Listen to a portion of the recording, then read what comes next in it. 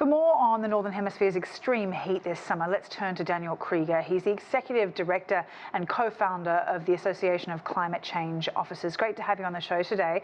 Now, scientists say climate change made the heat waves across the US and Central America 35 times more likely. Why is that? So what we've done is, if you think about a metaphor of pinball, we've tilted the odds that we're going to see greater extremes, more frequent extremes than we used to. And so we've created a set of conditions where it's hotter and drier in some parts of the world, particularly the Southwest United States. And those are ripe conditions for wildfire. And much of the US has been under what's been called a heat dome. Can you talk about what that means, the terminology means, and why it's particularly hazardous? Yeah, so what you're seeing is an atmospheric condition where you're seeing a concentration of heat that is bubbling up in a particular space. The atmosphere is not moving as much; it's a little bit stalled, and so you're just getting a more intense heat wave that's festering in a particular place. We've seen this in other parts of the world over the last few years, and in these same parts of the world, we're just seeing them more often and more significantly now.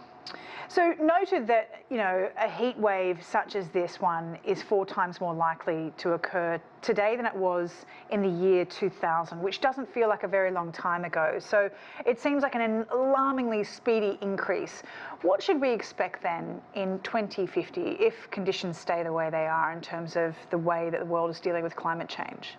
Well, the existential question is, what is humanity going to do to slow this thing down?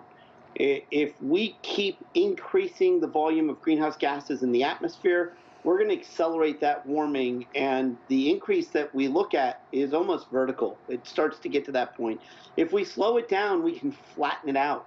And that's really the key, this important movement now to, as quickly as possible, not just reduce emissions, but pull greenhouse gases out of the atmosphere, sequester them, will make a huge difference over the next 30 years, but we have got to do it, and at scale, immediately. As someone who works in the industry, though, it must feel like you're banging your head against a brick wall when people don't tend, or certainly at the moment, don't seem to be voting for issues around climate change, with inflation rates being high, cost of living being very difficult.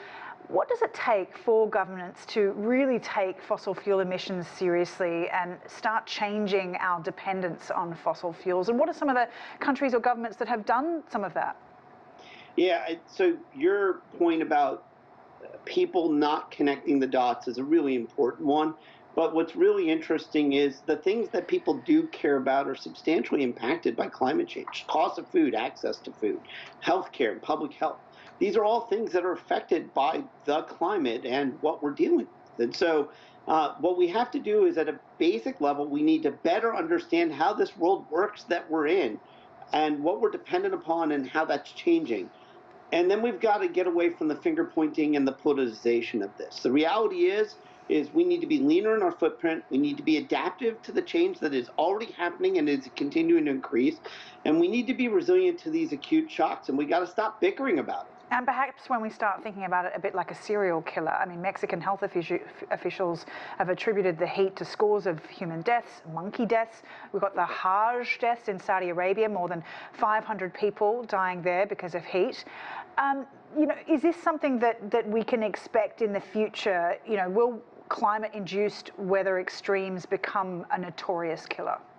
Yes, absolutely. So we already know that extreme heat is a substantial killer of human beings. We're seeing this in the Middle East now. We've seen this in Europe during heat waves. We've seen this in Chicago. We've seen this every time there's a heat wave. We know that floods kill. This is not new to us. We've known that these temperature extremes, these climate extremes, have killed humans for thousands of years. This is not new. We need to be better prepared. We need to develop solutions. We need to adapt to this, and we have to slow this monster down. All right, Daniel Kreeger, we'll leave it there. Thank you very much for your time. Thanks for having me.